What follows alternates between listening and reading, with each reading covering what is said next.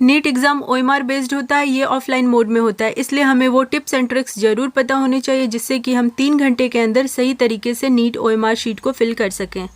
ये इंपॉर्टेंट है कि पेपर को करेक्टली अटेम्प्ट करना है, लेकिन साथ ही साथ ओएमआर को सही तरीके से भरना भी उतना ही इम्पॉर्टेंट है।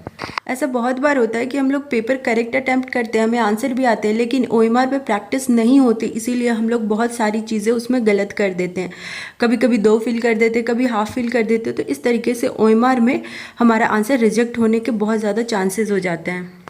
ये बहुत इंपॉर्टेंट है कि आपके पास जो लास्ट के 1 मंथ और 2 मंथ रहते हैं उसमें सिर्फ आप दिन रात ओएमआर को भरने में ही लगाएं। आपने जो पढ़ा है उसकी रिवाइज करें और ओएमआर को फिल करें, ताकि इतना प्रैक्टिस हो जाए कि जैसे ही आपको आंसर दिखे बस मतलब 1 सेकेंड भी ना लगे और वो पूरा बबल फिल हो जाए। आपको जैसे एग्ज़ाम में आती है वैसी ओएमआर शीट नेट से डाउनलोड करके प्रिंट करा लेनी है और उसी से आपको बार बार प्रैक्टिस करनी है। इससे क्या होगा कि आपको ओएमआर शीट को देखने का एक प्रैक्टिस हो जाएगा, क्योंकि नया इन्वायरमेंट रहता है तो आपको जो आंसर आता है उस समय आप क्विक नहीं कर पाते हो। तो इसमें अगर आपने सेम एग्ज़ाम जैसा माहौल घर में बना के बैठना है और उसके बाद सेम वही वाला ओएमआर शीट को देखने की प्रैक्टिस करनी है। जैसे अगर कलर हो सके तो कलर भी कराना, वरना black and white is enough. 1 month या 2 मंथ पहले से ओएमआर में प्रैक्टिस करने से ये होता है कि आपको पता लग जाता है कि आप बबल को किस तरीके से फिल करोगे। देखो आंसर आना इज़ अनदर थिंग, लेकिन बबल को फिल करना प्रॉपरली ये चीज़ हम लोग डिस्कस कर रहे हैं। तो जैसे मान लेते 2-3 तरीके हैं जिस तरीके से लोग इसको भरते हैं। पहला तरीका है कि सब लोग पूरा पेपर का क्वेश्चन को एक बार पढ़ लेते हैं, उसके बाद जा कर के वो बबल को फिल करते हैं। आई थिंक ये सही तरीका नहीं है। सेकेंड तरीका होता है कि लोग जो है क्वेश्चन एक एक क्वेश्चन पढ़ते हैं और उसको फिल करते जाते हैं, ये भी आई थिंक बेस्ट तरीका नहीं है। थर्ड तरीका जो है, जो मुझे लगता है शायद ये अच्छा तरीका है, कि लोग एक बार क्वेश्चन को देखते हैं, सेक्शन वाइज सेक्शन उसको फिल करते जाते हैं। और एक इसमें 4th कैटेगरी निकाल सकते हैं कि आप हो सके आप 10-10 क्वेश्चन का एक सेट बना लो एंड जैसे ही आपने क्वेश्चन पढ़ा आप एक डॉट लगा लो, फिर आपने क्वेश्चन पढ़ा एक डॉट लगा लो एंड जब एक सेक्शन का क्लियर हो जाए तब आप उस डॉट को जल्दी से फिल कर दो।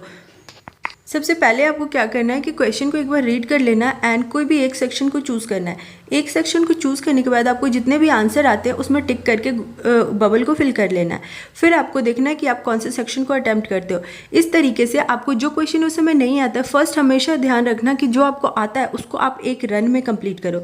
लास्ट में आप जिसमें आपको थोड़ा सा टाइम लगे, जिसके बारे में आपको सोचना है, उस तरीके के क्वेश्चन को छोड़ दो। लास्ट में वैसे क्वेश्चन करने का ये फ़ायदा होता है क्योंकि लास्ट मोमेंट में आप बहुत पैनिक करते हो, तो ऐसा हो सकता है जो आंसर आपको आ रहा हो आप वो भी छोड़ दो। इसीलिए फर्स्ट आपको जो आता है वो सभी को कर लेना है, सभी सेक्शन का, देन जिसमें आपको सोचना है इस तरीके के क्वेश्चन को रखना है। मैं आपको यहाँ पे एक सीक्रेट बता रही हूँ, डॉट भर के क्यों फिल करना चाहिए, क्योंकि डॉट को ना ओएमआर मशीन नहीं डिटेक्ट कर पाती, छोटी सी डॉट को वो डिटेक्ट नहीं कर पाएगी। इसीलिए ऐसे भी है कि हो सकता है आपने गलती से डॉट किसी में लगा दिया हो, बाद में आपको करेक्टली आंसर आया नहीं ये था, तो वहाँ पे चांसेस आपको करेक्ट करने के। लेकिन अगर आपने एक ही बार डॉट के जगह पूरा फिल कर दिया और बाद में अगर आपको आंसर आता है तो फिर आप दूसरे बबल को फिल कर सकते हो ताकि वो रिजेक्ट हो जाए क्वेश्चन, वरना वो नेगेटिव मार्क में चला जाएगा।